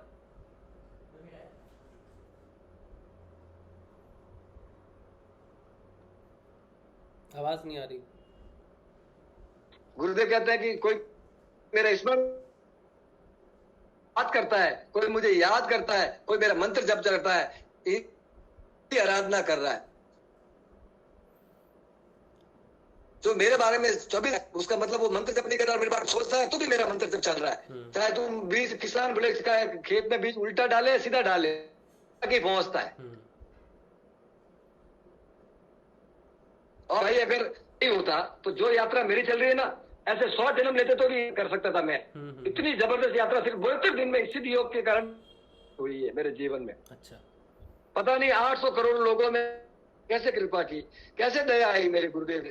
काजलवास के नाथों की, तो नाथों की कृपा हो गई, गुरु माँ की दिल से सेवा करी तो सबने मिलकर मेरे गुरुदेव ने मेरे पर ऐसा हाथ रख दिया सिर पे कि बस दुनिया झूठी लगती है भाई। अब गुरु के अलावा कुछ भी अच्छा नहीं लगता, सब में गुरुदेव ही गुरुदेव दिखते हैं भाई। अब तो मैं उन सबका दास काम करे, जितने मेरे गुरु भाई है ना, मैं उनका भी दास हूँ। बस बताओ कि इस गुरु का मंत्र जप करने से संसार की सारी समस्या का अंत होता है। हाँ जी, बिल्कुल सही बात। जय गुरुदेव। जय गुरुदेव। गुरु भाई, तो भगत भाई देखो, बहुत दिन से हम सोच रहे थे भगत भाई कैसे हैं, क्या है। जिंदगी में बड़े उथल पुथल हुए हैं, उनकी भी जीवन में बड़े उथल पुथल हुए हैं। तो साधना टर्बुलेंस है एक तरह का, ये बिल्कुल स्मूथ नहीं है। और एक बात वो क्या कह रहे हैं, वो एक्सपीरियंस कह रहे हैं, लेकिन एक बात जो मैंने देखी है वो ये कि गुरुदेव ने भगत भाई पे जो कृपा है, नाथों जो नवनाथ वहाँ पर 2 सिद्ध वहाँ पर तपस्या हो रही है, वहाँ पर भगत भाई को सेवा का मौका मिले, भगवान के घर में सेवा का मौका मिले। उन्होंने वहाँ पे जो गुरु कृपा से आश्रम बनाया, वहाँ पे इतने लोग जाते हैं, रहते हैं, तपस्या करते हैं। गुरु माँ का जो उन पे आशीर्वाद है, जो प्रेम उन पे गुरु माँ का बरसता है, वो मैंने देखा है। तो वो अगर कुछ भी ना कहें तो भी इतना कुछ उनको कहने की ज़रूरत नहीं है कि उन पे कृपा है। उन पे बहुत कृपा है, क्योंकि बिना कृपा के किसी को इतना मौका मिलता नहीं गुरु की सेवा करने के लिए, गुरु का कार्य करने के लिए। और ये आसान नहीं है, बहुत डिफ़िकल्ट है। जिस पोजीशन में वो हैं इस समय, उस पोजीशन में रहना कोई आसान बात नहीं है। मैं इसलिए नहीं कह रहा कि वो बड़ा सुखमयी पोजीशन है भगत भाई की। भगत भाई की पोजीशन इतनी टर्बुलेंस होगी, इतनी ज़्यादा, क्योंकि उस ईश्वर का साक्षात्कार करने से पहले आदमी पूरी रूप से मेंटल हो जाएगा, पागल हो जाएगा। उसको साक्षात्कार नहीं कर सकता इंसान के पास ना तो वो नैन है, ना बुद्धि है, ना वो क्षमता है। तो इतना कार्य अगर कोई करता है, करवाता है, और उसकी हालत पागलों जैसी हो जाए, चाहे वो कुछ भी करे, किस ज़िंदगी में वो क्या कर रहा है क्या नहीं कर रहा है, उसकी हालत देख के आपको समझ में आ जाएगा कि यार नहीं सहन कर सकते उसकी ऊर्जा को। इसीलिए ऐसे समय में ऐसे भक्तों को या फिर ऐसे साधक को उस पर छोड़ देना चाहिए। टच, आप उनके साथ संपर्क भी करोगे ना, आपको उस समय बस उनको अकेला छोड़ना चाहिए उसमें, क्योंकि वो उनकी खुद की अवस्था इतनी गंभीर होती है। प्रश्न कोई नहीं होना चाहिए ऐसे साधकों से। मैं तो यही मानता हूँ अपने मन में कि भगत भाई बहुत गंभीरता से, बहुत सहते हुए निकल रहे हैं। हम अभी गुरु बहन एक बात कर रही थी कि मेरे को सिर में दर्द होता है तो मेरे को मृत्यु भय होता है या डर लगता है। ये बिल्कुल शुरुआती है गुरु बहन, सबके साथ होता है। लेकिन जब सच्ची में हम जितने गुरु के नज़दीक जाएंगे ना, तो जैसे हम डरते हैं ना कि भूतों से डरते हैं, प्रेतों से डरते हैं, इससे डरते हैं, उससे डरते हैं, डर लगता है, ये डर तो कुछ भी नहीं है। ईश्वर का साक्षात्कार करने के लिए जो हृदय चाहिए और जो दृष्टि चाहिए, वो तो मतलब बड़े बड़े जो ये हुए हैं, राक्षस हुए हैं, उनको भयभीत कर दे। राक्षस हमें भयभीत करते हैं, वो ईश्वर को देख के वो भयभीत होते हैं। तो जब हम पास में जाते हैं ना, तो जब तक हमारा निर्मल होना है, क्योंकि एक भगवान ही है जो भगवान से नहीं डर सकता, लेकिन हमारे अंदर तो बहुत सारे तत्व हैं, वो डर क्रिएट करते हैं भगवान के प्रति, वो डरते हैं। आत्मा नहीं डरती, लेकिन हम आत्म रूप में स्थापित नहीं है, या हम अपने आप को आत्म रूप में जानते नहीं है, इसीलिए हमें लगता है कि भगवान प्रिय हैं, प्रेम है, ये है। लेकिन आप किसी भक्त की, किसी भी दुनिया में कोई भी भक्त उठा लो, कोई भी साधु, कोई भी संत ऐसा जिसने भगवान के साक्षात्कार किए हो, उसका जीवन सुखमय हो नहीं सकता। उसको तो बहुत चीज़ों का सामना करना पड़ता है, बहुत चीज़ों का। इसीलिए हम पहले सेशन में यही कहते हैं कि कभी भी किसी भी शिष्य को, किसी भी साधक को जज नहीं करना चाहिए। वो कैसा है, किस तरह से चल रहा है, उसके जीवन में क्या घटनाएं, हम नहीं जानते। हम सिर्फ अपने बारे में जानते हैं, इसलिए बेहतर है कि हम सिर्फ अपने आप को जज करें। खुद भगवान को ही ले लो भैया जी, कृष्ण ने जब से जन्म लिया कितने पल वो आराम से बैठे। हाँ, तो वो खुद भी राम को देख लो, खुद भी राम को देख लो, चैन से नहीं बैठे। बिल्कुल बिल्कुल सही बात है, बहुत मुश्किल है वो। इसीलिए डरना नहीं चाहिए। इसीलिए ऋषि अरविंदो ने साफ कह दिया कि भैया अगर साहस नहीं है तो इस पथ पे मत आना। नरहरि भाई। हाँ, मन में जो डर है इस विषय पर, मेरे साथ जब ऐसा घटित हुआ तो मैंने क्या किया, या मतलब कैसे हुआ वो बताऊंगा। तो ये जो मन का डर है, ये ऐसे मतलब जैसे आपने कहा है कि डर या ये कहे कि वहम या विचार, ऐसे ऐसे विचार जो कभी मतलब हम सोच भी नहीं सकते, ऐसे विचार आना, या ऐसी घटनाओं को गलत प्रकार से जोड़ना कि ऐसा हुआ, इसके कारण ऐसा हुआ और उसके कारण ऐसा हुआ। ये सारा मन है ना, मन और बुद्धि मिलके ये दोनों एक क्रिएशन करते हैं। जैसे उसके द्वारा सपने बनने, स्वप्न आ जाना, जीवन में छोटी छोटी ऐसी कोई घटनाओं को हम, उसका पूरा रिजल्ट तो आना हो, उससे पहले हम अनुमान लगा देना कि ऐसा किया इसलिए ऐसा हो गया, ये वहम पैदा करना। तो ये सारा मन करता है, और मन और बुद्धि उसका सपोर्ट करती है। मन तो क्रिएट करता है और बुद्धि उसको बिल्कुल उसको वेरीफाई करती है, हाँ बिल्कुल सही है, बिल्कुल सही, ऐसा नहीं हुआ तो ऐसा हो जाएगा। तो ये जब जीवन में घटित हुआ तो मैंने उस समय गुरुदेव की ऐसी कृपा रही, अभी भी हो तो ऐसा है कि ये प्रकट हुआ कि अलग मन मेरे से अलग हो गया, मैं मन नहीं हूँ, ये भाव प्रकट हो गया। क्या हुआ कि कोई भी बात ऐसे आ रही है तो ये तो मन कर रहा है, गुरुदेव देखो ये मन कैसा कर रहा है। तो क्या होता है, ऐसा विचार आते ही बुद्धि भी हार मान जाती है। बुद्धि कहती है अब तो मैं इसको क्या कहूँ, क्योंकि कोई तर्क ही नहीं रहा, जब इसने पूरी जड़ से ही काट दी बात को। तो मेरे कहने का तात्पर्य यही है कि जब भी ऐसी विचार, ऐसी कोई भी परिस्थिति पैदा भी हो जाए, ऐसे स्वप्न आ जाए, स्वप्न में भय उत्पन्न हो जाए, तो एक तो हमें नाम जप है ना वो करना ही है। नाद उस समय अगर नहीं सुन पा रहे, मन एकाग्र नहीं होता है, तो नाद को हम अनुसंधान नहीं कर पाते। मन बहुत संचल रहता है, परेशान होता है ना, तो नाम जप ही मतलब सपोर्ट करता है वापस। उस समय नाद तो पकड़ ही नहीं पाते, क्योंकि विचारों में वो जल्दी ले जाता है। नाद सुनेंगे तो जल्दी विचार आ जाएंगे। तो नाम जब उस समय है तो नाम रूपी सुदर्शन चक्र से वो सारे विचार विचारों का साइड इफेक्ट नष्ट हो जाता है। नहीं तो कई बार क्या होता है, विचार आए निकल गए लेकिन उसका साइड इफेक्ट रहता है, उसको वापस उस पर बुद्धि शोधन करती रहती है, ऐसा विचार क्यों आया, ऐसा क्यों हुआ, ऐसा किस लिए हुआ, उसके साथ ऐसा क्यों हुआ, फला व्यक्ति ने ऐसा काम किया था, उसका हो गया, मतलब इतना उलझन हो जाती है। तो वो सारी उलझन से शॉर्टली गुरुदेव अगर निकाले तो ऐसे ही निकल सकते हैं कि हम अपने आप को मन से अलग कर दे। ये मैं नहीं कर रहा हूँ, ये गुरुदेव देखो न मन ही क्या विचार करता है, तो ऐसा लगेगा मन एकदम वो का वो मन हल्का हो जाएगा। मन सोचेगा अब तो मैं कुछ, मेरे हथियार काम ही नहीं कर रहे, इस पर तो मेरे हथियार अब फैल हो रहे हैं। जैसे चिकने घड़े पर पानी की बूंद नहीं टिकती है, उसी प्रकार फिर उस मन पर नए ऐसे वो मन ऐसा सोचना या ऐसे प्लानिंग करना बंद कर देगा, जिससे कि हमें परेशानी पैदा होती है, जिससे कि हमें डिप्रेशन होता है और जिसके कारण हम उलझ जाते हैं। होता कुछ नहीं है, परिस्थितियां वो की वो रहती है, लेकिन जैसे ही नाम जब थोड़ी देर करेंगे ना, तो थोड़ी देर बाद मन का साइड इफेक्ट भी नहीं होगा और उसका प्रभाव भी नष्ट हो जाएगा। लेकिन यही करना होता है कि ये मन कर रहा है, मैं नहीं कर रहा। उलझन वहां हम फंसते वहां है कि मैं कर रहा हूँ, और जब मुझे ऐसे विचार आ रहे हैं तब भय है। तो मैं कर ही नहीं रहा हूँ, कर तो भाई मन रहा है, मन को एक अलग ही मान लो उस समय, तो उससे बचा जा सकता है। ऐसा मेरा व्यक्तिगत अनुभव रहा है। जय गुरुदेव। जय गुरुदेव। जय गुरुदेव।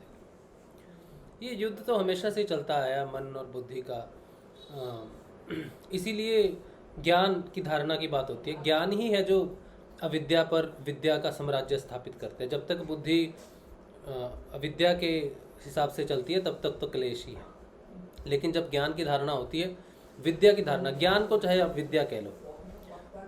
और ये बात कोई बहुत, मैं इसलिए नहीं बार बार कहता कि मुझे पसंद है चीज़ों को जानना, सभी को मिलता है। हर साधक के अंदर प्रेम, ज्ञान, भक्ति, ये तीनों एक साथ प्रकट होते हैं और यही उजाला है जिसे, जैसे ये तत्व जिसे कह लो, ये तत्व रूप ही है। आगे जब हम तत्वों की और व्याख्या जानेंगे ना, आज तो हमने मुख्य तत्व जाना कि गुरु तत्व क्या है, सत्य चित्त आनंद एक तत्व है, 3 तत्व हैं जो एक ही तत्व ईश्वर को घोतक है। लेकिन उसके आगे फिर उन और भी तत्व हैं, जैसे ज्ञान तत्व है, भक्ति तत्व है, प्रेम तत्व है, और आगे जाके देखते हैं कि ये तीनों एक कैसे होते हैं। क्योंकि जैसे सत्य और चित्त और आनंद एक ही हैं, क्योंकि वो सदैव रहने वाले हैं, सदैव हैं, आदि अनंत हैं। इसी तरह से भक्ति, प्रेम और ज्ञान भी अनंत हैं, ना इन्हें प्रकट किया जा सकता है, ना इन्हें छुपाया जा सकता है। ये सदैव रहते हैं, बस हम उन्हें जानते हैं, इसीलिए वो भी एक ही तत्व में चले जाते हैं। इसलिए ज्ञान की जहाँ बात होती है वहाँ प्रेम के बिना ज्ञान हो नहीं सकता, ज्ञान के बिना प्रेम नहीं हो सकता, ये कभी ऐसा नहीं हो सकता। इसीलिए हमेशा अपने को जानना ही ज्ञान है। मैं कौन हूँ, मैं गुरुदेव का कैसे कर रहा हूँ, अपने आप को जानना ज्ञान है। बाहर का विस्तृत ज्ञान जानना वो जरूरी नहीं है। और सही मानोगे तो ज्ञानी ही पहले तो ज्ञान के बल से जानता है, और जब वो समझता है कि मेरा ज्ञान कुछ नहीं है, ईश्वर का ज्ञान ही सबसे बड़ा है, फिर उसको खामोश होना ही पड़ता है, फिर वो चुप हो जाता है। लेकिन जो आगे बढ़ रहा है, जिसको कुछ पता ही नहीं है, उसकी चुप्पी क्या चुप्पी है।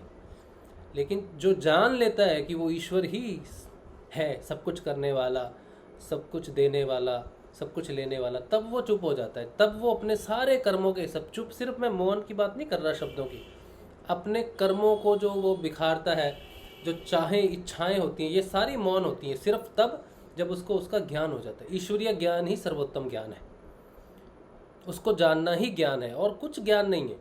अगर कोई कभी मुझे ज्ञान नहीं चाहिए तो वो कहता कि मैं ईश्वर को जानना नहीं चाहता। ठीक है, तो ये क्लेश तो है, साधना में ये चीज़ें आती हैं, सबके मन में आती हैं और ये झगड़ा चलता रहता है। बस एक डोर जिससे हम बंधे हुए हैं, हमेशा उस चीज़ को याद करना है। जैसे चंपा भाई ने कहा कि मन है जो हमें बदमाशी करता है, और हम मन नहीं है, हम आत्मा है। ठीक है, चलिए आज इतना ही बात करेंगे, और कोई प्रश्न तो नहीं है। लोकनाथ शर्मा कह रहे हैं जय गुरुदेव, इनका आईडी है पूरा, इनको ये कह रहे हैं आपसे बात करने का मन है। अगर तो भगत भाई से बात करने का मन है तो भी यही प्लेटफॉर्म है गुरु भाई। आप लोग मुझसे नंबर मांगते हो भगत भाई का, मैं दे देता हूँ, लेकिन मानने की बात ये है कि उनकी साधना ऐसी है कि उन्हें डिस्टर्ब ना किया जाए कि मेरा ध्यान नहीं लगता या कुछ भी ऐसे प्रश्नों से। अगर वो आते हैं सेशन में तो आप उनसे बात कर सकते हो गूगल मीट के माध्यम से, अगर मुझसे बात करनी है तो भी आप इस सेशन के माध्यम से ही बात कीजिए, बहुत अच्छी बात होगी। इस गूगल मीट को आप ज्वाइन कर सकते हो, बात कर सकते हो, ठीक है। चलिए आज के लिए यहीं रखते हैं सेशन गुरुदेव के चरणों में, और कल मिलेंगे सुबह। अच्छा, एक क्वेश्चन तक गुरु बहन का, दीपशिका बहन का प्रश्न था, उनको कुछ समझ नहीं आया, लास्ट की 3 मिनट समझ नहीं आए, प्लीज बताएं। जब आप चित्त के बारे में बता रहे थे ना भैया जी, हाँ। जब समझ नहीं आ रहा था उनका जब ही का मैसेज है ये। अच्छा, सेशन देख सकते हैं, अब वो रिपीट हो जाएगा, ठीक है, कल देखेंगे। चलो, आप सबको जय श्री गुरुदेव, और कल सुबह मिलेंगे सुबह के ध्यान में। जय श्री गुरुदेव, जय श्री गुरुदेव, जय श्री दादा गुरुदेव, जय श्री गुरुदेव, जय श्री दादा गुरुदेव, जय श्री गुरुदेव, जय दादा गुरुदेव। जय श्री गुरुदेव, जय श्री गुरुदेव, जय श्री गुरुदेव, जय श्री गुरुदेव, जय श्री दादा गुरुदेव। जय जय गुरुदेव, जय दादा गुरुदेव, जय गुरु माता दी।